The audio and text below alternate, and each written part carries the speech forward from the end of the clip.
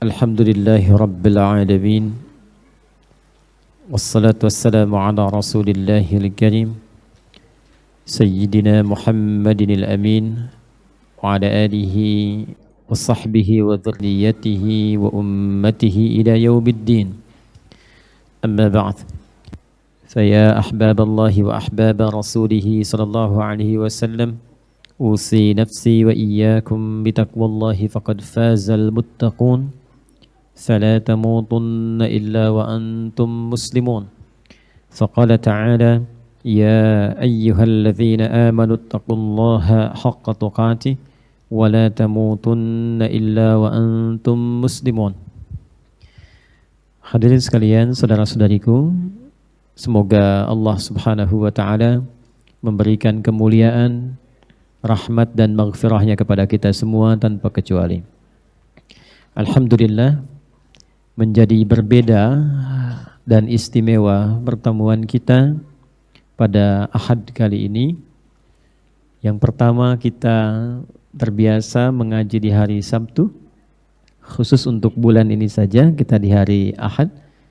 Karena qadar Allah di kemarin itu saya agak kegiatan yang memang waktunya spesifik dan nyambung sampai ke sini.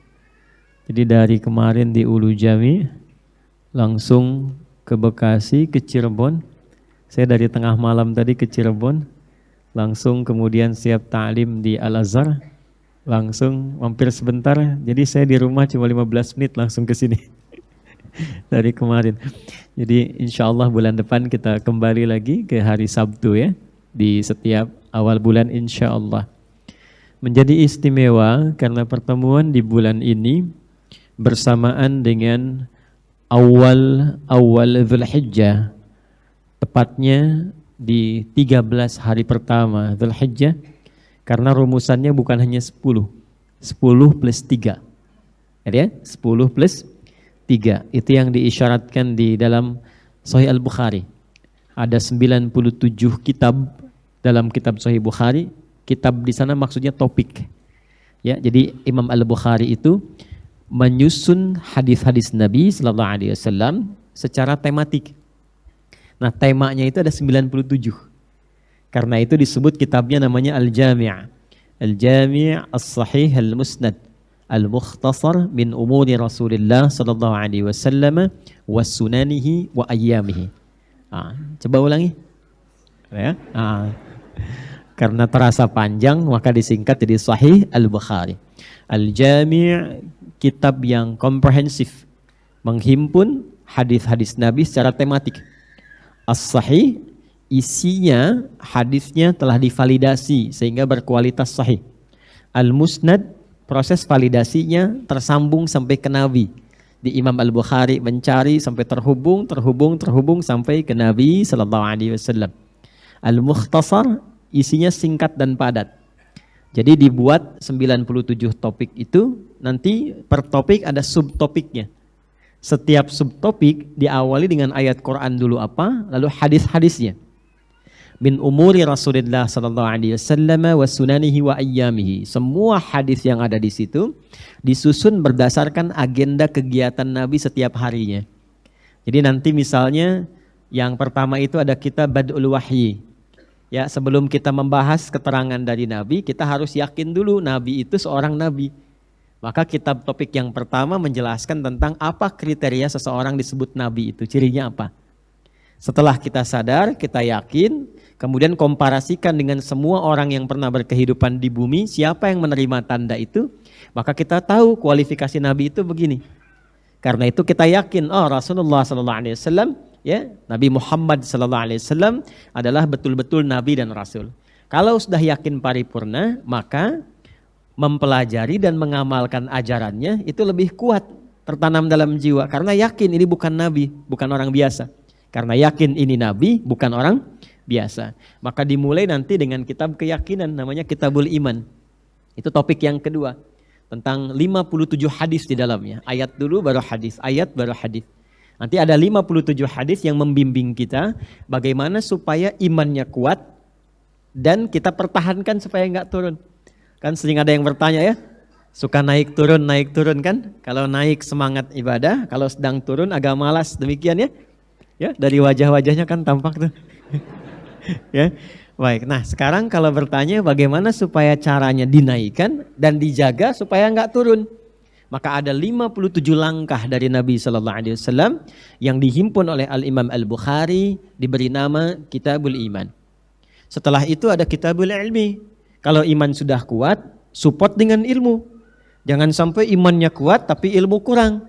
Iman kuat, semangat pengen sholat duhur nanti siang, tapi karena kurang ilmu jadi 5 rakaat. Ya. Nah, maka tingkatkan pengetahuannya, karena itu ilmu dengan iman itu disandingkan oleh Allah bagaikan 2 sayap beriringan dalam bab tentang majlis ilmu.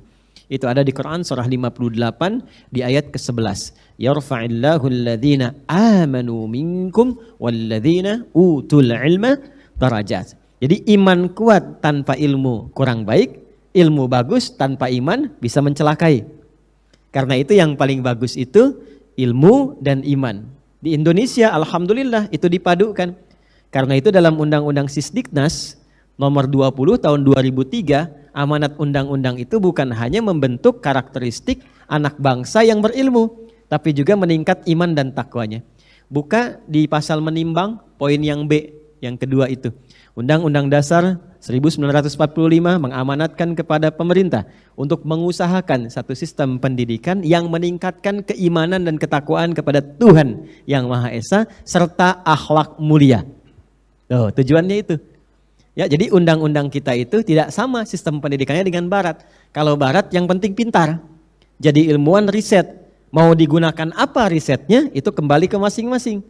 Makanya kalau kemudian ada yang mencelakai pun atau berpeluang berpotensi mencelakakan, nah ini jadi masalah. Di Indonesia tidak. Walaupun bukan negara agama, tapi spirit berbangsanya mengakar pada nilai-nilai keagamaan. Karena itu di dasar negara yang pertamanya ketuhanan yang Maha Esa. Kita mau ngaji Quran atau ngaji Pancasila ini? Gitu ya. Nah, ini bagian yang pertama. Jadi penting, ilmu harus kuat, iman harus mantap. Nanti di subtopik lompat aja langsung supaya cepat ke 13. Topik yang ke-13 ada namanya Kitabul Idaini. Pembahasan tentang 2 hari raya. Subtopiknya yang ke-11. Nomor hadisnya 969. Kalau bonus dengan posisi paling kanan sebelah atas lah gitu ya. Nah, maka di situ subtopiknya berbunyi begini, fadlu. Ya, kita babu fadli ayyamit tasyriqi. Bab tentang kemuliaan hari-hari tasyrik. Dibuka dengan waqala Ibnu Abbas radhiyallahu taala anhuma. Ibnu Abbas radhiyallahu taala anhuma mengutip firman Allah Subhanahu wa taala di surah Al-Baqarah ayat 203. Wadhkurullaha fi ayyamin ma'dudat. Kemudian disusul dengan kalimat ayyamul ashril uwal, ya, min Dzulhijjah wa ayyamit tasyrik. Wa kana Ibnu Umar radhiyallahu taala anhuma wa Abu Hurairah radhiyallahu taala anhu yakhrujani ila as-suqi fayukabbirun nasu. Maka kebiasaan Ibnu Umar dan Abu Hurairah radhiyallahu taala anhuma kalau sudah masuk awal 10 Dzulhijjah, hari 1 sampai hari 13-nya, maka mereka mulai memperbanyak takbir, bahkan sampai datang ke pasar-pasar. Mengisyaratkan pada orang-orang ini sudah masuk nih, ya, awal Dzulhijjah. Jadi saking pentingnya awal Dzulhijjah itu, para sahabat mulia pun yang ulama yang pintar-pintar itu sampai ke masyarakat di pasar mengingatkan, di-share. Jadi enggak soleh sendirian, dibagi ilmunya, ayo syukuri, ayo bertakbir. Karena ternyata setelah digali, tanggal 1 itu sampai tanggal 10 plus 3-nya 13 itu diantara hari-hari yang mendatangkan cinta Allah Subhanahu wa ta'ala bagi setiap hamba yang beramal saleh. Jadi kalau kita beramal saleh saat ini, itu statusnya akan langsung naik menjadi dicintai oleh Allah Subhanahu wa ta'ala. Ya, bunyi hadisnya, qala Rasulullah sallallahu alaihi wasallam, ma min ayyamin al-'amalu salihu fihinna ahabbu ila Allah min hadhihi al-ayyamil 'ashri. Qalu walal jihadu fi sabilillah ya Rasulullah. Qala walal jihadu fi sabilillah illa rajulun kharaja binafsihi wa malihi wa lam yarji' min dzalika bi syai'. Kata Nabi, tidak ada satupun perjalanan hari dalam setahun kecuali 10 hari pertama di bulan Dzulhijjah yang menjadikan amal saleh yang dikerjakan di hari itu naik status langsung dicintai oleh Allah Subhanahu wa taala. Ramadan pahalanya banyak. Ya, kita kan saat Ramadan meningkat amal ya. Salat meningkat, salat sunnah diburu, infak dikerjakan, kan? Puasa dilakukan, pahalanya berlipat. Tapi belum tentu pekerjaan ibadah yang dikerjakan menjadi dicintai Allah Subhanahu wa taala. Nah, awal Dzulhijjah itu perbuatannya, pekerjaannya, amal solehnya berpotensi mendatangkan cinta Allah. Karena itu amanat Nabi kepada kita, termasuk juga diteruskan oleh para sahabat, para ulama, perbanyak amal soleh di bulan-bulan ini, khususnya di awal Dzulhijjah ini, dan niatkan ikhlas. Orang yang mendapatkan cinta Allah di waktu ini, maka berpeluang mendapatkan ampunan Allah dari semua dosa-dosa yang pernah dikerjakannya. Itu kaidahnya di Quran surah ketiga di ayat 31. Qul in kuntum tuhibbunallaha fattabi'uni yuhibbukumullahu wa yaghfir lakum dzunubakum. Ketika Allah mencintai seorang hamba, yuhibbukumullah, maka yang pertama Allah hadiahkan kepada hamba itu bukan dunia. Jadi kalau ada misal ya peningkatan status sosial dalam kehidupan, misal mohon maaf dapat promosi jabatan, jangan langsung senang dulu. Jangan dulu disimpulkan bahwa ini tanda cinta Allah, belum tentu. Ya, kalau dengan kedudukan itu mendekatkan diri kita kepada Allah, syukuri. Termasuk harta benda. Karena tanda cinta Allah yang pertama itu bukan pada peningkatan harta. Ya, ketika Allah cintai seorang hamba, maka Allah ampuni dosa-dosanya. Apa ciri orang yang diampuni dosa itu? Terjaga dirinya dari perbuatan maksiat. Jadi kalau Allah berikan karunia harta dan dijaga dengan harta itu dari maksiat, berarti ada tanda cinta Allah di situ. Ya, termasuk nanti dalam Kitabul Ilmi, dalam Sahih Al-Bukhari, riwayat dari sahabat Muawiyah radhiyallahu taala anhu, bahwa di antara tanda cinta Allah juga diberikan kalau sudah dosanya berkurang, nanti ada kelapangan hati. Setelah hatinya lapang, maka yang pertama dibisikkan oleh jiwanya adalah belajar tentang agamanya.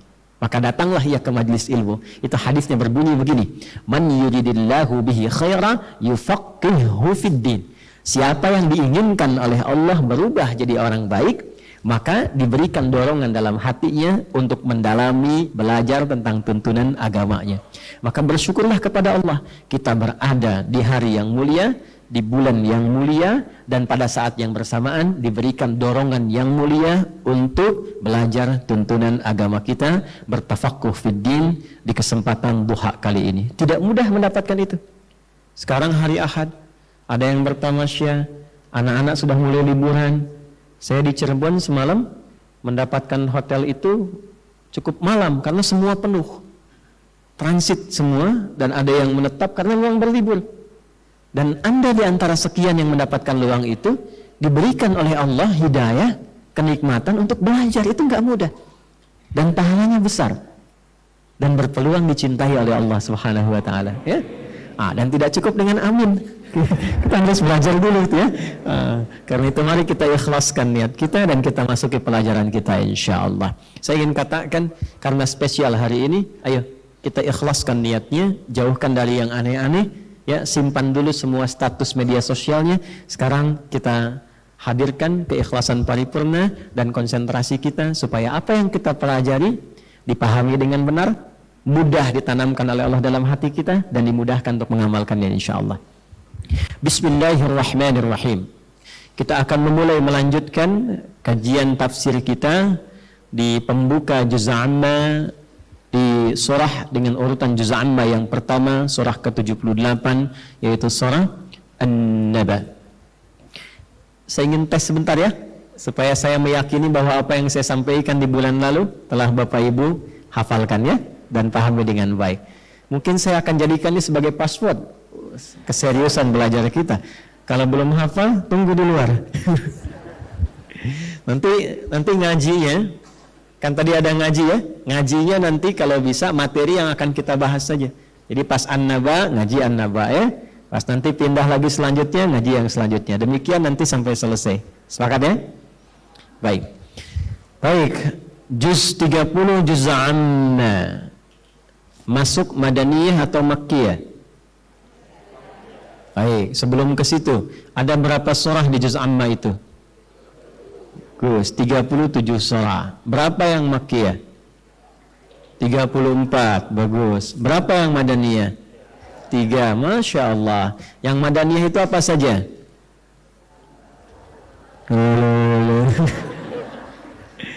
Satu, Al-Bayyinah, surah 98. Kedua, Al-Zalzalah, surah 99. Ketiga, An-Nasr, surah 110. Jadi dari 37 surah, 3-nya Madaniyah. Artinya diturunkan setelah Nabi hijrah dari Mekah ke Yathrib atau ke Al-Madinah Al-Munawwarah. Sebelum Nabi hijrah, turun surah-surah. Nah, surahnya itu disebut Makkiyah namanya. Jadi dari 37 surah di Juz Amma, ada 34 surah yang Makkiyah, 3 surah Madaniyah. Berapa jumlah ayatnya? 564 ayat. Ingat ya? Insya Allah pintar ini, insya Allah ya. Baik. Juz Amma ada berapa surah? 37. Yang Madaniyah berapa? 3 surah. Yang Makkiyah berapa? 34 surah. Yang Madaniyah apa saja? Al-Bayyinah, Al-Zalzalah, An-Nasr. Berapa jumlah ayatnya? 564. Masya Allah. Ya, setelah paham itu baru kita masuk surat An-Naba. Kalau dari 37 sudah kita keluarkan 3, jawabannya lebih gampang. Surah An-Naba masuk Makkiyah atau Madaniyah? Makkiyah. Gampang kan? Surah keberapa? 78. Baik, ayatnya ada berapa? 40 ayat. Masya Allah. Ya. Ada perbedaan ya? Ada perbedaan ya? Baik. Surah An-Naba, surah ke-78, Makkiyah 40 ayat. Sebelum kita membahas, kita harus punya rujukan. Karena di Islam itu ilmunya bersanad. Dan sanad itu anugerah. Karena menjaga orisinalitas ilmu pengetahuan yang sampai. Dan informasi yang diutarakan. Itu yang ada di Islam, alhamdulillah. Dan ketika kami riset, alhamdulillah hanya di Islam yang ada sistem seperti itu. Karena itu ajarannya terjaga kemurniannya. Ya, dari mulai Qur'annya sampai hadisnya sampai disiplin ilmunya, mau dibawa ke fikih, ke sejarah, kita itu punya sanad, transmisi keilmuannya. Kalau dalam bahasa Arabnya disebut riwayatnya namanya. Ya, kita ngaji sekarang nih, tadi Anda ngaji itu ada riwayatnya. Yang dibaca tadi riwayat Hafiz dari Asim. Nanti jalurnya terus ke atas sampai ketemu Nabi sallallahu alaihi wasallam. Ngaji hadis kitabnya Al-Bukhari. Imam Al-Bukhari menerima dari mana? Diurut, menerima dari si fulan sampai ketemu Nabi sallallahu alaihi wasallam. Jadi semua keilmuan kita terjaga sampai ke sumber aslinya. Karena itu kalau ngaji tafsir pun nggak bisa sendiri-sendiri. Orang yang menafsirkan Quran dengan ide kreatifnya, sekalipun mendekati kebenaran tetap dianggap salah. Ya, karena tidak menjaga pakem sanad keilmuannya. Jelas? Baik. Sekarang kita akan coba ambil salah satu sanad tafsirnya dari kitab-kitab tafsir. Saya bawa dulu yang paling awal ditemukan yang terkodifikasi. Ya, di antara yang paling awal. Di tafsirnya dikenal dengan tafsir Jami'ul Bayan an Ta'wili Ayil Quran. Karya Imam Ibnu Jarir At-Tabari atau dikenal dengan tafsir At-Tabari. Nanti di kesempatan lain saya bawakan beberapa referensi yang lain, ya. Dan ini yang menginspirasi di antaranya Imam Al-Baghawi, Imam As-Suyuti, termasuk Imam Ibnu Katsir untuk menulis tafsirnya yang terkenal itu, tafsir Quranil Azim atau dikenal dengan tafsir Ibnu Katsir. Ibnu Katsir itu baru belakangan, lahirnya 700 Hijrah. 700 ke 701 Hijrah itu lahirnya. Beliau lahirnya 224 Hijrah. Jadi masih generasi awal-awal tuh, kalangan salaf awal. Ini sudah menuliskan kitab tafsir. Lahir 224 Hijrah di Tabaristan. Tepatnya di daerah Amuli. Ya, jadi nama lengkapnya itu Muhammad. Ya, Muhammad bapaknya namanya Jarir. Muhammad bin Jarir bin Yazid bin Katsir bin Ghalib Al-Amuli At-Tabaristani. Ya, di provinsi Tabaristan di wilayah Persia, maka dikenal dengan Ibnu Jarir, anaknya Pak Jarir. Jadi Muhammad bin Jarir. Ya, ini menarik nih Pak Ibu.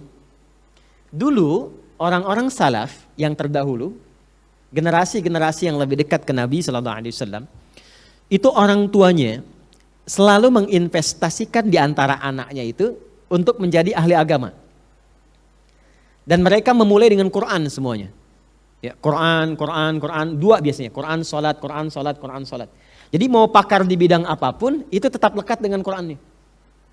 Dan menariknya nanti, setiap orang tua yang dimaksudkan, yang menyiapkan anaknya demikian, Nanti keberhasilan anak itu selalu dilekatkan kepada bapak atau orang tuanya secara adab. Contoh misalnya, ibu bapak kenal Ibnu Abbas radhiyallahu taala anhuma? Baik. Ya, hebat. Cuma di Tanah Kusir kenal Ibnu Abbas ya. Baik. Kenal di mana, Mas? Baik. Ibnu Abbas itu nama aslinya Abdullah. Abdullah bin Abbas radhiyallahu taala anhuma. Nanti kakak sulungnya namanya Fudail. Punya bapak namanya Abbas radhiyallahu taala anhu. Beliau paman Nabi. Terpaut usia 3 tahun dengan Nabi sallallahu alaihi wasallam, ya. Paman Nabi, aktivitasnya berbisnis, dagang. Kemudian masuk Islam dan Nabi membebaskan sifat riba yang melekat di pamannya. Riba pertama yang dibebaskan oleh Nabi adalah riba pamannya Abbas radhiyallahu taala anhu. Setelah itu apa yang terjadi? Beliau di balik kesibukannya masih menyediakan waktu untuk belajar dengan Nabi sallallahu alaihi wasallam. Ya, seperti kita lah akhir pekan begini belajar. Nabi itu punya, nanti kalau baca di Al-Bukhari, Nabi punya jadwal ta'lim. Untuk ibu-ibu, pengajian ibu-ibu itu hari Kamis jadwal Nabi. Ya, ada jadwalnya Bu, pengajian ibu-ibu, ya. Jadi hari Kamis, setiap Kamis Nabi ngajarin yang ibu-ibu tuh. Makanya nanti diteruskan oleh Sayyidah Aisyah radhiyallahu taala anha. Nah, kemudian di jadwal itu ya untuk laki-laki beliau menyempatkan diri belajar. Lalu merenungkan. Kalau bapaknya berbisnis karena passionnya di situ, jadi memang ibadahnya lewat harta. Ada yang lewat harta, ada yang lewat kedudukan, ada yang lewat ilmu, ada yang lewat tenaga. Nah, beliau ibadahnya lewat harta. Tapi punya visi yang tinggi. Bapaknya boleh saat ini berbisnis, kesempatan terbatas dengan Nabi, belajar hadis terbatas, Quran terbatas, tapi anaknya mesti ada yang jadi ahli Quran dan hadis. Maka diinvestasikanlah Abdullah kecil yang sulung itu untuk mengaktifi majlis Nabi sallallahu alaihi wasallam. Jadi dari sejak kecil disimpannya di majlis Nabi. Dari sejak merangkak gitu. Ya, makanya pernah dibelai oleh Nabi itu, didoakan Allahumma faqihhu fid din wa 'allimhu ta'wil. Dan anak-anak itu dengan siapa dan apa didekatkan, maka itu yang akan tertambat dalam hatinya pertama kali. Ya. Kalau ditambatkan dengan main-mainan, ya dengan mainan dia akan ingat. Gitu kan? Robokarpoli, Embers, apalagi itu heli, macam-macam ya. Nah, terus main-mainan, mobil-mobilan, itu yang akan tertambat. Tapi ketika ditambatkan dengan nilai-nilai, misal Rabbani, kalimat-kalimat thayyibah, diajarkan dengan kebaikan, diajak ke majlis ilmu, itu yang akan dicintainya. Makanya anak ini sejak kecil karena didekatkan dengan Nabi, jatuh cinta pada Rasulullah SAW, itu selalu keinginannya melekati Nabi. Ya, sampai Nabi tidur pun menginap di rumah bibinya, pengen tahu kebiasaan malamnya, padahal masih kecil. Sampai nginap itu di rumah Sayyidah Maimunah, nanti saya ilustrasikan posisinya ya. Nah, kemudian sampai mengamati bangun tidurnya Nabi. Jadi hadis bangun tidur itu, cara bangun tidur, sampai sholat malam yang 11 rakaat itu, plus 2 yang khafifatain. Kemudian sholat yang pernah dengar riwayat kalau 2 orang safnya sejajar itu, pernah dengar? Nah itu yang meriwayatkan anak kecil. Yang melihat kebiasaan bangun tidurnya Nabi. Itu nanti didokumentasikan oleh Imam Abu Daud namanya, ya Sulaiman As-Sijistani, ya nama aslinya Sulaiman As-Sijistani dari Sijistan. Digelari dengan Abu Daud. Ada yang menyebutkan kata Ibnu Qayyim Al-Jauziyah, kalau dulu ada Nabi Daud bisa melunakkan besi dengan tangannya, maka ini beliau bisa melunakkan hadis dengan lisannya. Jadi kalau disebutkan hadis langsung tahu tuh, oh ini sahih, ini dhaif, ini begini, ini begitu. Maka dikenal dengan salah satunya Abu Daud. Itu salah satu versinya.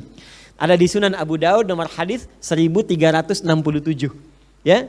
Ya jadi an Ibnu Abbas radhiyallahu taala anhuma qala, dengan maka beliau menyampaikan, ya, karena Nabi sallallahu alaihi wasallam adalah kebiasaan Nabi sallallahu alaihi wasallam idza staiqadha min naumihi, kalau bangun dari tidurnya, fajalasa, maka beliau duduk terlebih dahulu. Wa masaha biyadi min athari naumih, kemudian menghilangkan bekas ngantuk dengan bagian tangannya yang bersih. Karena nanti ada hadis lain terpisah, kalau Anda bangun tidur cuci tanganmu itu.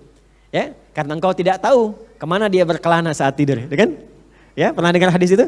Ya, nah nanti dengan bagian yang bersih dihilangkan ngantuk. Jadi bukan baca doa tidur dulu. Duduk dulu.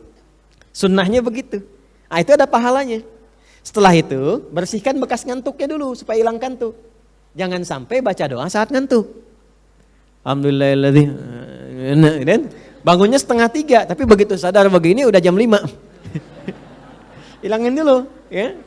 Faqara khawatima Ali Imran, maka membaca kemudian 11 ayat penutup surah Ali Imran. Setelah itu fadhahaba ila syinin mu'allaqah, pergi ke tempat tertutup, buang hajat atau wudhu itu, kemudian datang sholat yang 11 rakaat itu, yang dua ujungnya satu. Itu beliau di belakang makmumin pengen lihat, ditarik oleh Nabi supaya sejajar. Itu hadisnya yang meriwayatkan anak kecil itu. Anak kecil. Nanti yang bangun tidurnya duet di sini meriwayatkan hadis. Yang duet itu Mu'adz bin Jabal dengan Jundub bin Junadah. Jundub bin Junadah ini mantan pembegal, mantan preman. Tuh ya. Ya, jadi mantan preman, mantan begal masuk Islam. Masya Allah, setelah masuk Islam mendalami jadi bagus, jadi ustadz, jadi dai, jadi ahli hadis. Ngajak kampungnya, sekampung masuk Islam. Jadi baik semua. Kampungnya disebut Kampung Ghifar. Untuk mengenang itu, maka beliau menyematkan nama Ghifar pada dirinya.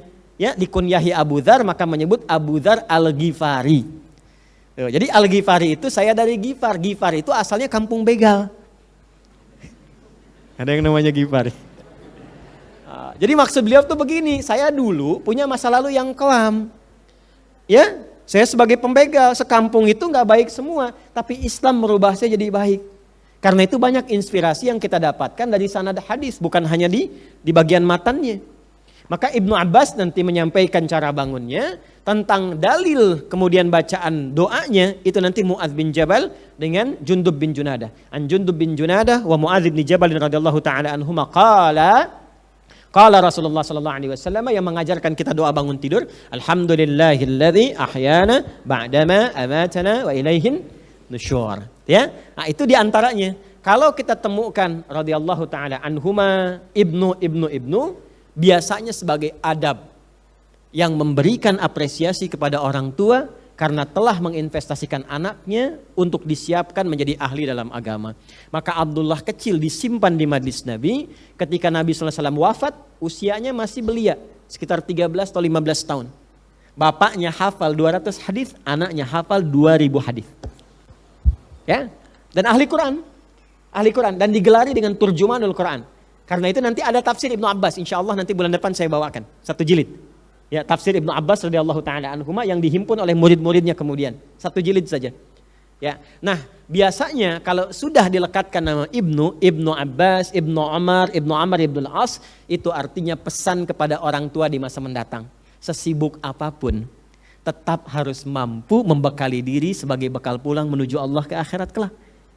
Kalau belum mampu sempurna dengan baik, maka siapkan anaknya sebagai jariyah. Mesti ada kebanggaan di akhirat nanti. Dari sekian anak-anak yang pernah Allah amanahkan, Allah titipkan, siapa yang jadi kebanggaan di hadapan Allah di akhirat nanti? Kalau di dunia itu biasa. Jangankan yang beriman, yang belum beriman pun bisa. Ahli matematika, ahli fisika, dan viralnya terbatas. Tapi di akhirat semua akan diviralkan di seluruh penduduk langit dan bumi. Siapkan dari sekarang. Dan itu nanti anak yang disiapkan itu akan diapresiasi oleh Allah. Ya, diapresiasi, dikumpulkan kembali dengan orang tuanya di surga dengan izin Allah, dan anaknya jadi pemimpinnya. Pengumpulannya ada di Quran surah 52 At-Tur ayat 21. Walladzina amanu wattaba'athum dzurriyyatuhum biimanin alhaqna bihim dzurriyyatahum wama alatnahum min 'amalihim min syai' kullu imri'in bima kasaba rahin. Kalau ada orang tua yang beriman, beramal saleh, lalu mendidik anaknya bersiap menjadi beriman dan beramal saleh, itu oleh Allah dijamin. Kata Allah, aku akan kumpulkan dengan ikhtiar itu orang tua dan anak itu di satu tempat di surga. Nah, wa ma alatnahum min amalihim min syai', setiap usaha orang tua untuk menyiapkan itu aku catat, kata Allah. Ya, enggak akan disia-siakan. Termasuk kalau orang tua sudah meninggal, anak ingin berikhtiar, dicatat. Ya, mungkin orang tua berkata, Ustadz, saya belum dititipi seorang anak, tapi Anda kan anak bagi orang tuanya. Maka berikhtiar sebagai anak untuk pertemuan itu. Tapi kata Allah, lihat ujung ayatnya, kullu imri'in bima kasaba rahin. Tapi itu pilihan bagi yang ingin. Pilihan bagi yang ingin. Nanti kalau Anda siapkan dengan baik, apa yang terjadi? Oleh Allah diviralkan sebelum masuk surganya. Apalagi jadi ahli Quran. Anak misalnya disiapkan nih, ya bapaknya boleh sibuk hafal Quran seayat, 2 ayat, 1 halaman, 2 halaman. Tapi harus ada di antara sekian anak itu jadikan ahli Quran. Supaya jadi kebanggaan. Nanti di akhiratnya pindah surah ke surah 13 Ar-Ra'd. Ayat 23 sampai 24. Dia akan masuk surganya lewat surga Aden. Lewat surga Aden. Nanti akan dikonvoikan tuh, diparadekan. Ya, ke puncak surga tertinggi. Jannatu adnin yadkhulunaha. Ada orang-orang yang akan masuk lewat surga Aden. Ya, sebelum masuk, ini yang paling indah. Wa man salaha min abaihim, dia akan menggandeng tangan bapak ibunya. Wa azwajihim, dan pasangannya. Wa dzurriyyatihim, dan dia akan mengajak anak keluarganya jadi pemimpinnya. Masuk surga. Dan tidak cukup dengan itu, wal malaikatu yadkhuluna alaihim min kulli bab, akan disambut oleh setiap malaikat di setiap pintu surga. Salamun alaikum bima sabartum fa ni'ma uqbad dar. Kata para malaikat, selamat ya Pak, Bu, karena sabar saat di dunia. Disabar ya, sabar. Ngaji Quran yang sabar. Ya, ikhtiar yang sabar. Sebentar, kalau sudah meninggalkan selesai gitu. Capek itu ya, semua orang capek. Orang yang berbuat jahat saja capek. Orang yang beramal salah capek. Kenapa yang beramal soleh mengeluh? Orang baca Quran saja capek. Kenapa baca Quran mengeluh? Ya sabar aja dulu, sabar sebentar, sabar sebentar aja. Capek itu biasa. La tarkabunna tabaqan an tabaq. Memang etapa kehidupan itu dibuat untuk capek supaya ada amal solehnya. Tapi nanti nikmati keindahannya. Fa ni'ma uqbad dar. Kata para malaikat, silahkan nikmati surga terindah ini yang belum pernah dijamah oleh siapapun. Dan anak Anda atau kita sebagai anak itu nanti oleh Allah diberikan pakaian yang sangat indah. Itu ada di Quran surah 35 ayat 33 dengan kalimat pembuka yang sama. Jannatu adnin yadkhulunaha yuhallawna fiha min asawir. Orang-orang ini akan dihiasi dengan pakaian sutra, kemudian diberikan gelang-gelang emas. Kalau di At-Tirmidzi nomor hadis 2915 itu dipakaikan mahkota kehormatan. Fayulbasu ilaihi tajul karamah. Lalu dipanggil kedua orang tuanya. Diberikan mahkota juga, Masya Allah. Ya, lalu diberikan jubah kehormatan. Dan dia masuk surga. Ya, Masya Allah. Ya. Nah, jadi siapkan dari sekarang. Ya, siapkan dari sekarang. Minimal ya ada sesuatu yang bisa kita persembahkan dan saat kembali kepada Allah Subhanahu wa Ta'ala. Nah ini kenapa beliau memviralkan dirinya dengan Ibnu Jarir. Karena menginginkan setiap huruf dari ayat Quran yang ditafsirkan ini juga mengalir pahala untuk orang tuanya. Ya, jadi kita sebagai anak itu pasti punya orang tua. Makanya kalau beramal sesuatu apapun, ya jangan hanya untuk sendiri. Ya, niatkan juga ya Allah berikan pahalanya untuk orang tua saya. Kalau baca Quran niatkan ya Allah setiap hurufnya alirkan untuk bapak saya, ibu saya, ayah saya yang telah wafat, ibu saya mungkin yang masih membersamai, berikan kebahagiaan kepadanya. Itu nilainya tinggi. Karena ini kitab ini tidak pernah diviralkan dengan tafsir Muhammad, tapi diviralkan dengan tafsir Ibnu Jarir At-Tabari. Nama lengkapnya padahal siapa? Muhammad bin Jarir, ya, bin Yazid bin Katsir bin Ghalib Al-Amuli At-Tabaristani. Jadi selalu seperti itu. Jadi kalau baca kitab menemukan Ibnu Katsir, namanya Ismail, bukan Ibnu Katsir. Tapi beliau ingin memberikan kesan, jangan sampai beramal tuh lupa dengan orang tua. Ya, kalau nggak bisa minimal meniatkan itu minimal berdoa lah. Yang di Quran surah ke-46 di ayat ke-15 itu qala rabbi auzi'ni an ashkura ni'mataka allati an'amta alayya wa ala walidayya wa an a'mala salihan tardah wa aslihni fi dzurriyyati. Dan ditutup dengan kalimat inni tubtu. Saya taubat ya Allah kalau selama ini saya salah. Saya keliru. Saya tidak tepat menyikapi kehidupan itu. Saya tidak sadar kalau saya akan kembali. Nah ini baru dari namanya saja sudah ada inspirasi yang sangat luar biasa. Paham ya? Insya Allah ya. Nah ini yang kita akan jadikan referensi yang pertama. Dan ciri khas kitab ini, ya tafsir Ibnu Jarir At-Tabari ini ciri khasnya itu selalu menampilkan pertama Qurannya dulu. Lalu disusul dengan hadis. Setelah itu nanti baru ulama. Ya, jadi dengan riwayat. Jadi tidak dengan pendapat pribadi dulu. Jadi Quran, riwayatnya hadisnya apa? Nanti misalnya ada tafsir begini, hadisnya landasannya ini. Sehingga menjadi menarik. Dan tahukah teman-teman sekalian, Bapak Ibu, beliau ini pun termasuk pakar sejarah, sejarawan. Menuliskan kitab hadis, menulis kitab tarikh.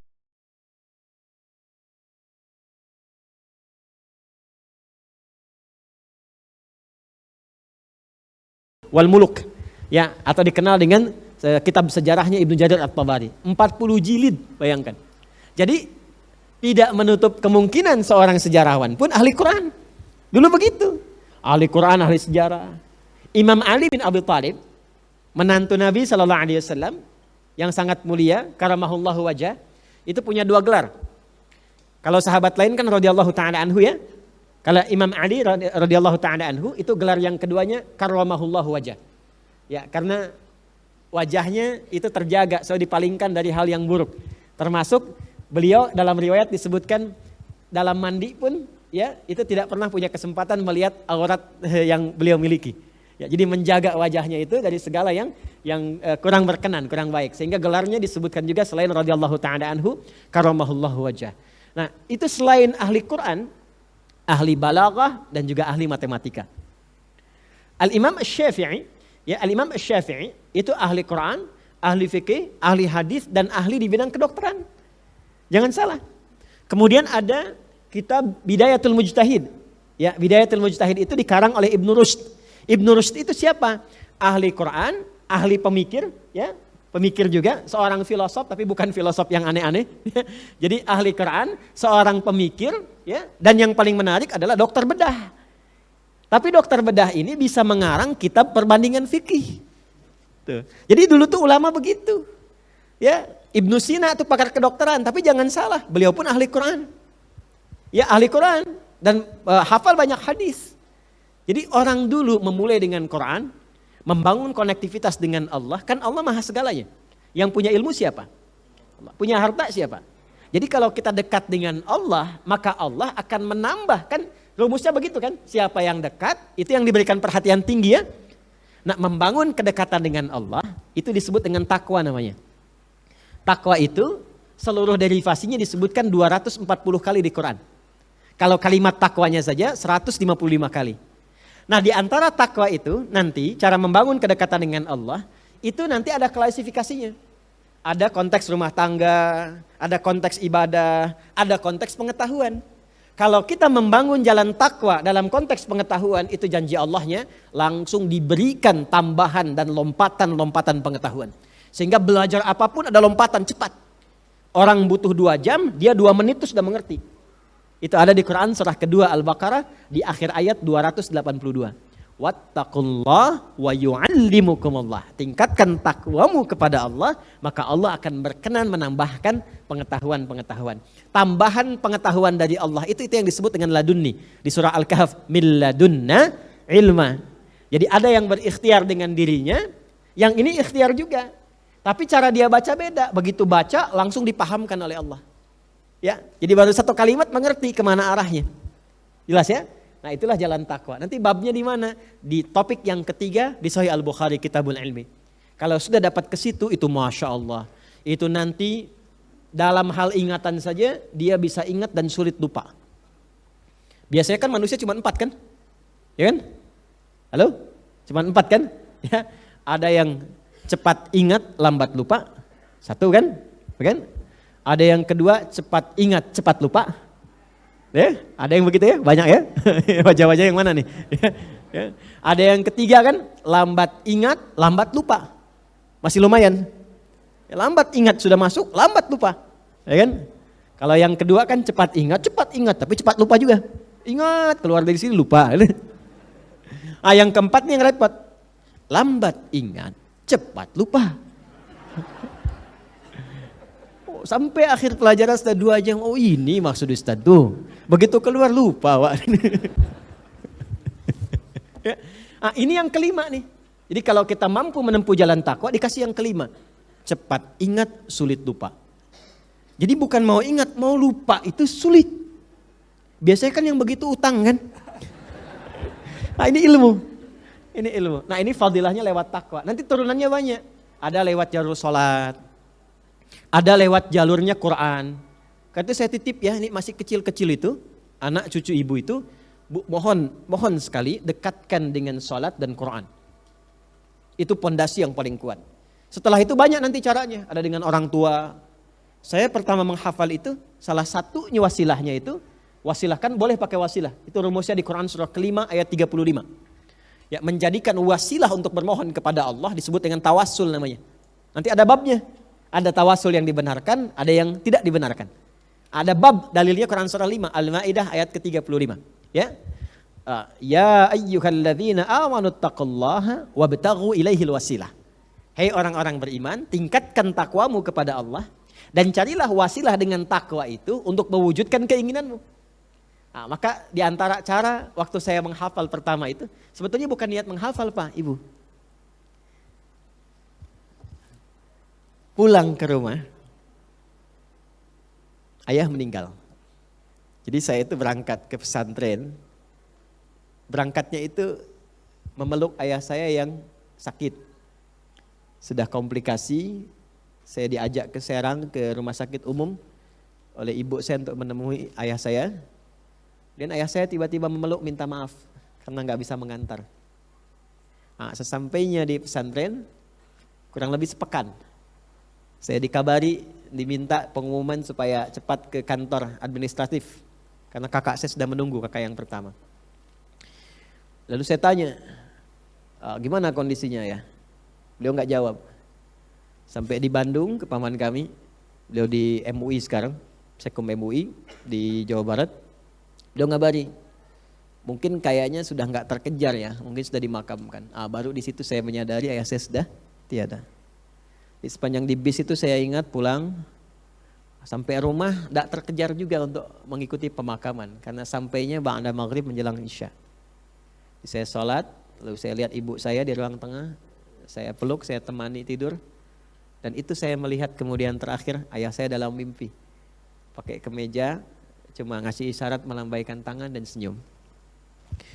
Maka esoknya saya bangun, saya lihat apa yang paling istimewa yang ditinggalkan ayah kami. Ya, ayah saya tidak meninggalkan harta benda yang kebanyakan orang harapkan ya. Ya mungkin ya ada yang pengen uang, pengen pakaian, pengen itu, tidak. Ayah saya meninggalkan Al-Quran dan kitab-kitab. Dan tanpa saya sadari sebelum saya masuk pesantren itu memang ayah saya mendidik secara langsung, bukan disuruh ngaji kitab.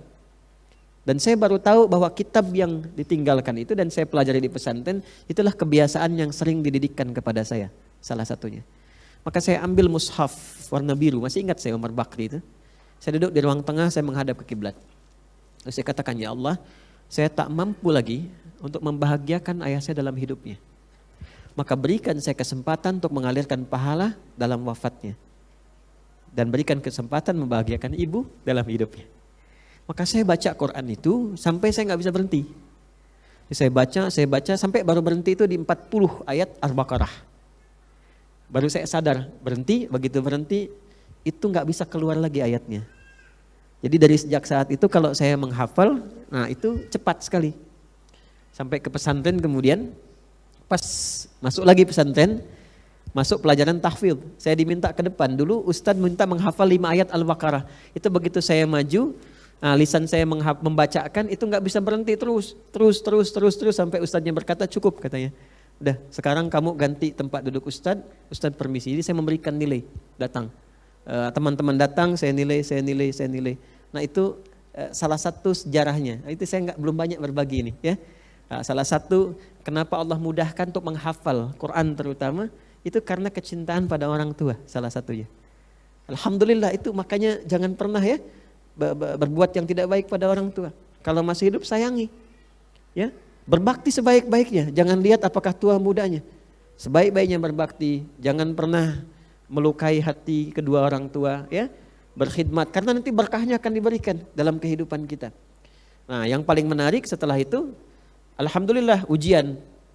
Tiba-tiba saya dipanggil oleh guru olahraga namanya Pak Gumbira. Semoga Allah muliakan beliau. Karena beliau gembira terus. Namanya Pak Gumbira. Jadi saya dipanggil, kata beliau gini, "Nak, mohon maafkan Bapak," katanya. Kenapa? Kenapa Pak? Karena Ananda tidak hadir waktu ujian, Bapak terpaksa memberikan nilai 6. Nah, tertingginya 8 yang lain. Oh, saya juga mohon maaf Pak. Kenapa? Saya tuh kemarin tidak bisa ikut karena ayah saya meninggal, katanya. Oh begitu, baiklah. Karena Bapak berduka cita, Bapak tambahkan 2 jadi 8. Nah, jadi ternyata berbuat baik pada orang tua itu tetap selalu memberikan keberkahan, tidak ada yang kurang. Ya, jadi bahagiakanlah itu ya. Nah, itu salah satunya. Jadi wasilah itu bisa banyak. Bapak Ibu bisa berinfak, diniatkan untuk anaknya misalnya mendapatkan perhatian dari Allah Subhanahu wa taala. Tapi tetap ikhtiar mesti ada. Seperti Imam Syafi'i kan single parent, Bu, beliau. Ayah Imam Syafi'i itu meninggal duluan. Ibunya sendirian tuh gendong anaknya tuh. Digendong ke Majelis Ulama. Kemudian dari Gaza, beliau lahir di Gaza, di wilayah Palestina sekarang. Itu sampai dibawa ke Mekah. Didudukan di Majelis para ulama. Diteruskan oleh muridnya Imam Syafi'i, Imam Ahmad bin Hanbal. Itu sama tuh, ibunya single parent. Itu kalau musim-musim dingin bahkan Bu, itu anaknya itu yang kecil, itu oleh beliau tetap diwudukkan malamnya. Ya, dimasak air dulu, diangetin, diwudukkan, disimpan di Majelis Ulama, beliau nunggu di luar, selesai dibawa lagi. Itu berkah ibunya tuh. Imam Al-Bukhari itu ibunya juga. Ya, ayahnya meninggal duluan. Ayahnya meninggal, kemudian Imam Al-Bukhari diuji dengan matanya itu kena penyakit mata, nggak bisa lihat, buta permanen. Ya, tapi barakah dari ibu itu, barakah dari ibu. Apa yang terjadi? Karena kompak dengan suami sebelum meninggal tuh anaknya masih jadi ulama. Ya, kalau sekarang kan masih jadi orang kan, padahal sudah jadi orang tuh. Ya, masih jadi bagian dari ulama. Karena itu apa? Allah ganti pandangan itu fisiknya dengan pandangan hati yang tajam, ingatannya kuat. Di usia 4 tahun itu ketika masuk ke Kutab itu dulu tempat nama menghafal, tempat belajar dini itu Kutab namanya. Masuk ke Kutab, kepada syekhnya belajar Quran, jadi dengan teman-teman yang sudah tidak sebaya yang ada di atasnya. Begitu kemudian ditalaqikan surah Quran, itu Masya Allah selesai dibacakan langsung hafal seketika. Syekhnya cuma nguji sederhana, siapa yang hafal? Angkat tangannya, hafidtu ala dhahri qalbi. Saya sudah hafal dalam jiwa kayak, dalam kepala saya. Jadi ternyata tuh hafalan itu ada 2. Hafal di dalam kepala, ada hafal di luar kepala. Nah orang sekarang banyak hafal di luar kepala, masih di luar belum hafal. Imam Al-Bukhari kecil bilangnya hafal dalam kepala saya, jadi bukan di luar. Ya, syekhnya takjub, kagum, tapi ingin memastikan. Coba baca Iqra katanya, dibaca oleh beliau. Begitu dibaca, Masya Allah bukan hanya hafal, tapi bacaannya mirip gurunya. Makhrajnya, sifat hurufnya. Maka dipanggil kemudian ke depan, didoakan oleh syekhnya, dan muncul kalimat yang fenomenal dikenal sampai sekarang. Minal an tadrusul hadis. Nah, kamu ini istimewa, dari sekarang kamu belajar hadis. Karena syekhnya mengerti, kalau Quran dijamin oleh Allah dimudahkan, hadis gak ada jaminan. Tapi anak ini mendapatkan anugerah dari Allah, diberikan kemudahan untuk mengakses pengetahuan. Maka levelnya dinaikkan dari Quran menjadi hadis. Senang.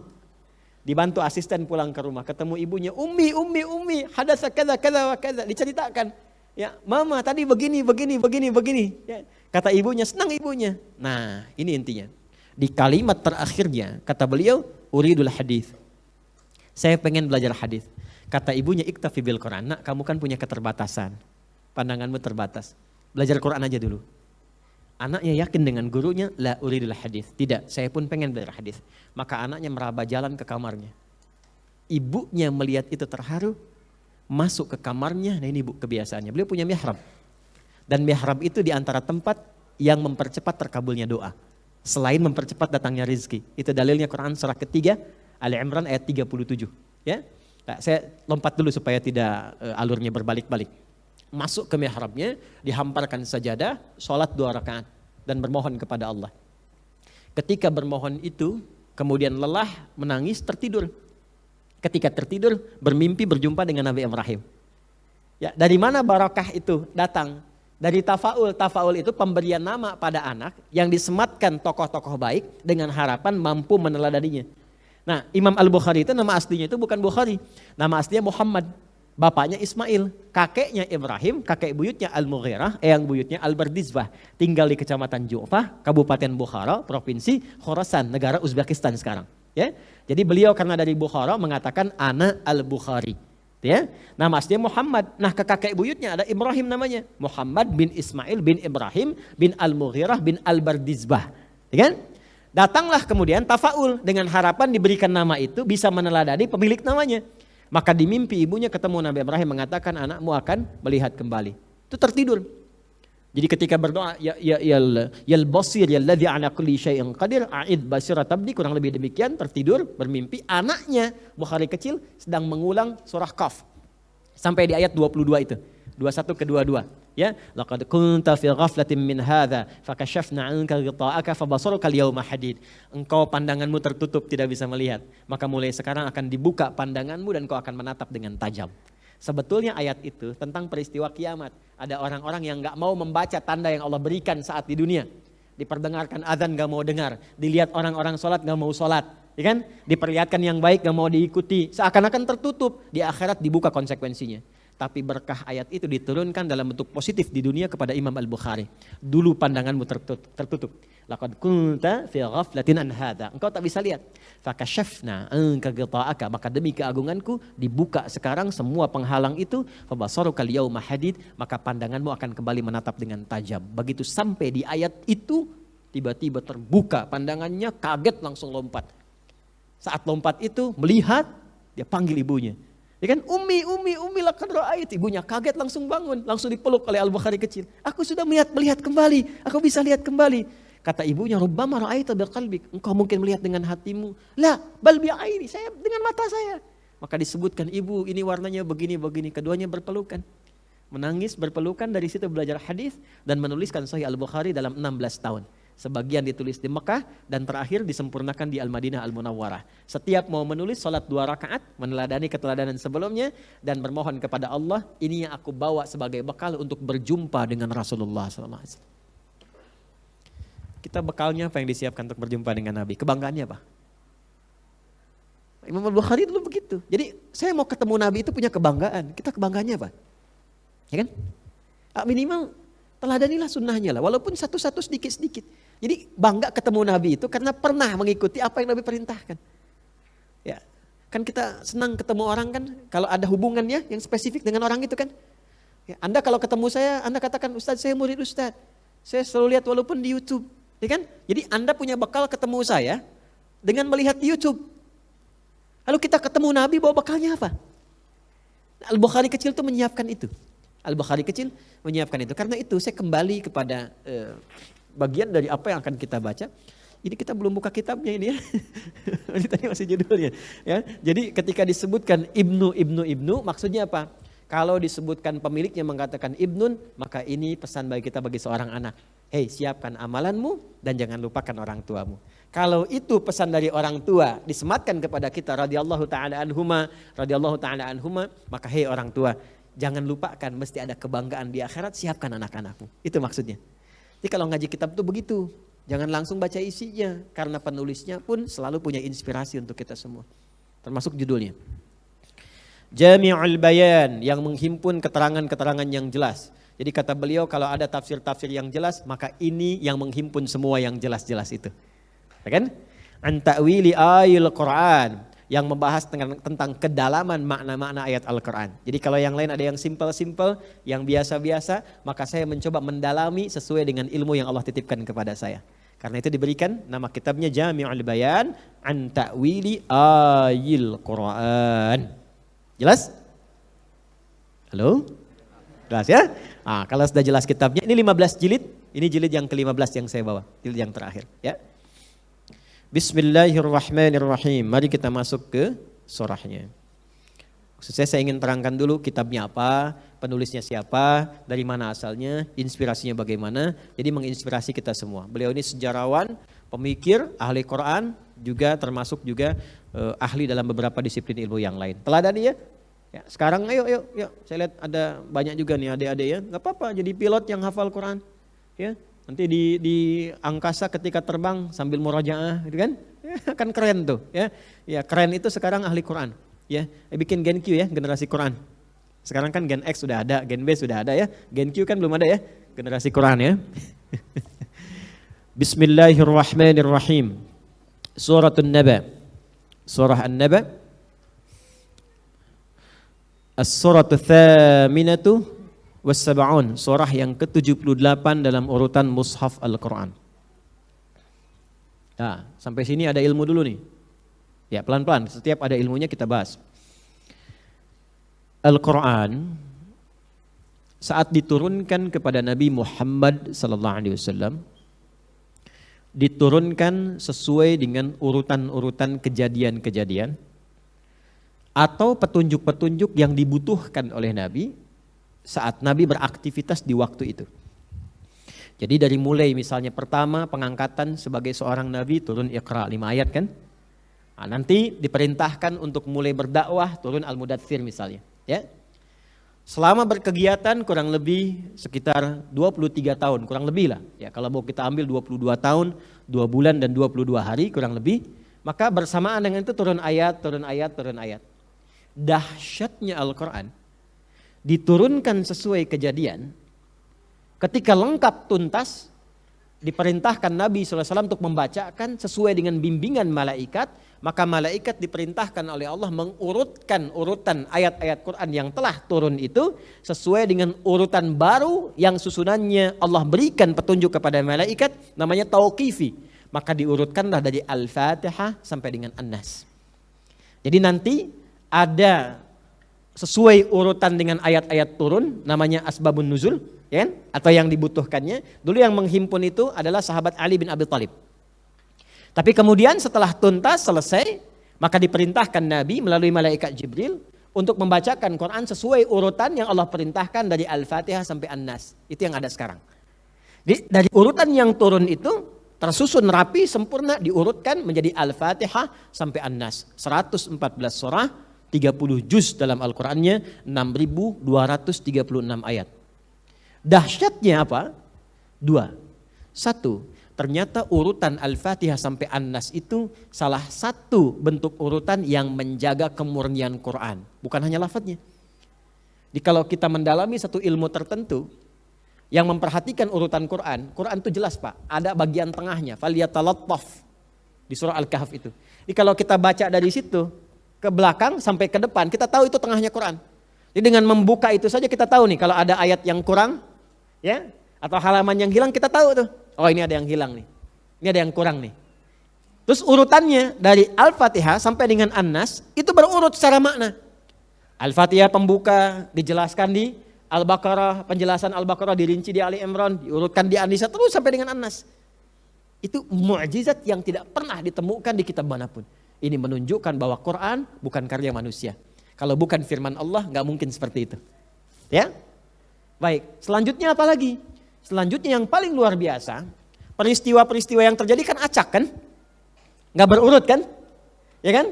Nabi misal, ya diangkat jadi Nabi, turun surah kan, turun ayat.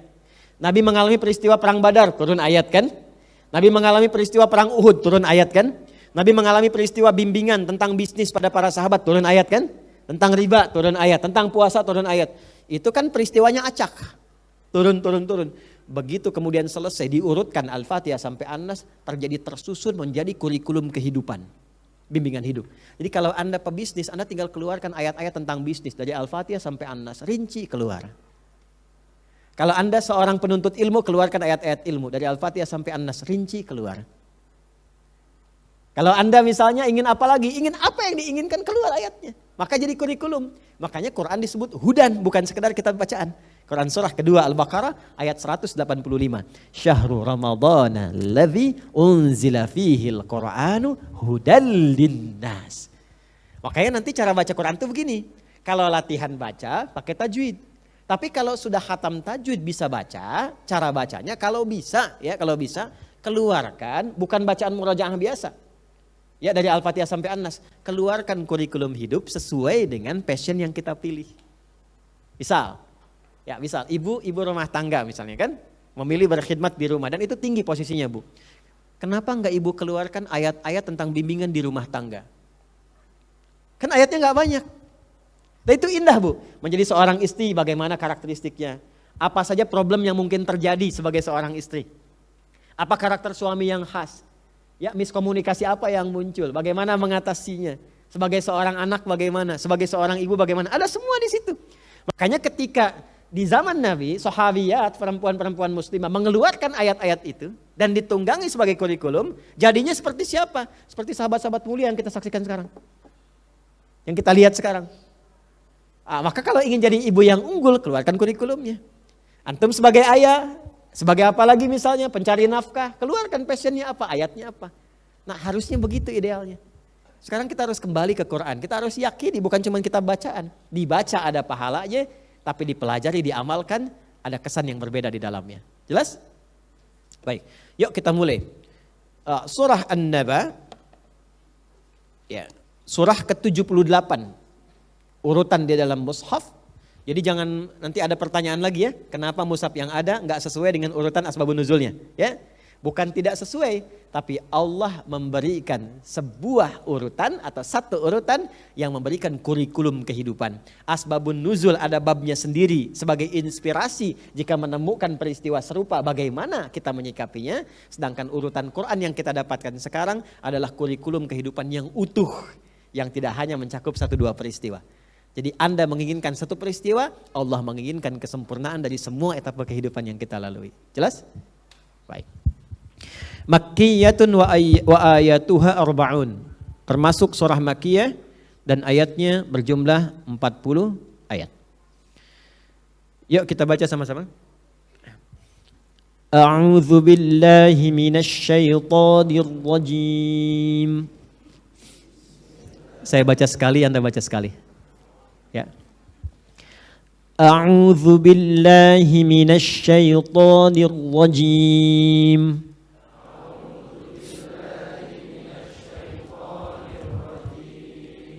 Bukan tapi a. Bukan bukan.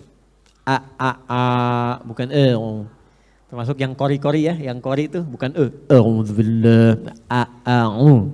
Ya, a'u. Baik. Yuk kita sekalian belajar makharijul huruf. Kita bedakan hamzah dengan ain.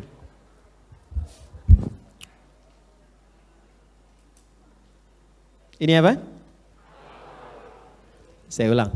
Ini apa? Kalau ini alif. Baik ya? Ini apa? Alif. Ini apa? Kalau ini hamzah. Harakat fathah. Tapi hamzahnya wasol namanya. Jelas ya? Wasol tuh bisa nggak dibaca, bisa disambung nanti ketika ada kalimat yang lain.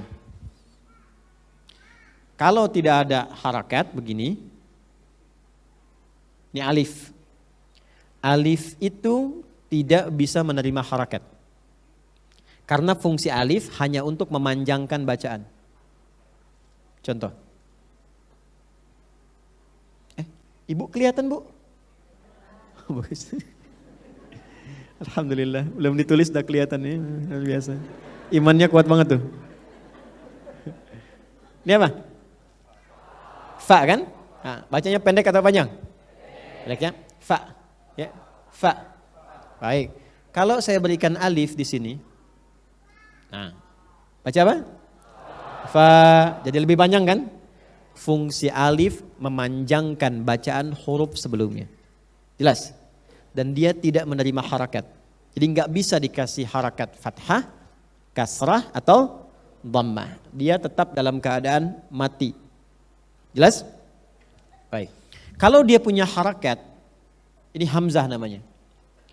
Kalau dia tidak punya kepala, tegak lurus saja disebut wasol. Wasol itu nanti kalau bersambung dengan kalimat lainnya, dia langsung bisa dibaca tanpa membaca hamzahnya. Tapi kalau seperti ini, ada kepalanya, ini namanya qata'. Qata' itu mutlak, harus dibaca, nggak bisa disambungkan sekaligus. Ya, mutlak harus dibaca. Maka kadang-kadang dia punya ini badan ke bawah, kadang-kadang dia cuma kepalanya saja begini. Nah, jadi kalau menemukan yang seperti ini bukan ain, tapi hamzah. Ya deh, bukan ain tapi apa? Hamzah. Pakai ha besar ya, bukan hamzah, bukan. Hamzah, apa? Hamzah. Hamzah, hamzah. Gini, hamzah. Nah, hamzah ini cara bacanya itu sama dengan a ini. Ya, di mana tempatnya? Ini adnal halaq di bagian bawah di sini. Dan dia nggak ada sekat. Ada 3 huruf yang ada di sini, yaitu alif, hamzah, ada yang menyamakan alif dengan hamzah, maksudnya tempat keluarnya. Satu lagi ha. Nah, jadi kalau ada yang seperti ini bukan ain, tapi hamzah. Ingat ya, apa? Hamzah. Nah, ini tempatnya sama dengan ha ini. Adnal halaq, jadi di sini. Jadi kalau di sini ada kita kerongkongan, ya. Maaf saya tidak pandai untuk menggambar ya. Nah, sini misalnya. Nah, ini bagian bawah di sini nih. Nanti pertengahannya di sini ada ain dengan ha. Ya. Di sini ada hamzah, dengan ha. Ada juga nanti alif ya kalau mau ditambahkan. Nah ini nggak ada sekatnya, jangan disekat oleh apapun. Jadi keluarnya begini saja. Tetap nggak tertahan, nggak tertahan. Jadi kalau misalnya kita tahan, ya di sini tahan jadi taat, ditahan dalam jadi jim ya, ditahan di bibir jadi ba tipis jadi mim lebih dibuka dikit jadi wau au, gitu. Mim wau ba dengan fa kan di sini ya di bibir. Jadi kalau ditahan, makanya cara cepat menemukan tempatnya huruf jadikan sukun. Ya mau tahu tempatnya ba oh tahu tempatnya di mana, ya kan? Mau tahu tempatnya tapi kalau hamzah itu nggak bisa ditahan karena harus kebuka. Dari sini mengalir sampai keluar. Jelas? Sama dengan ha. Tapi ha itu lebih dalam karena itu lebih cepat mengeluarkan banyak udara. Ha, ya. Baik. Jelas sampai sini? Karena itu fokus yang pertama bunyinya a bukan e. Bukan e. Ya? Kalau itu keselak jengkol. Yes? Ini apa tadi namanya? Hamzah. Kalau dia punya perut ke bawah, jadi ain ke sini. Jadi jadi apa? Tempatnya di sini nih. Ya, wastal halak di sini, tengah-tengah. Jadi ibu bapak kalau ada yang ini di sini ada jendolan sedikit ya. Nah, kalau disebutkan dia ada getaran sedikit. Jadi kalau ilustrasinya begini